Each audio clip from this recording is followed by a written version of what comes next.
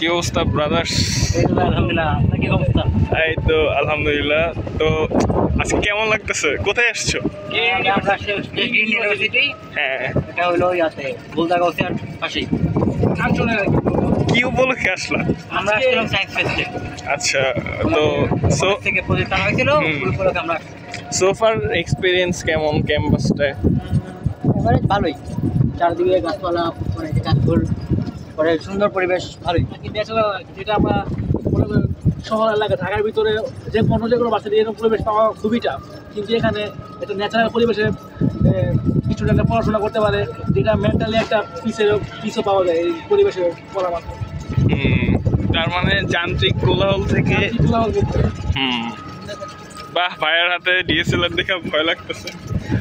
ভাইয়া আমার কয়েকটা পিক তুলে দিল। হ্যাঁ, আর যাই হোক, তোমাদের প্রজেক্ট সম্পর্কে একটু আইডিয়া দাও, কি কি করলা?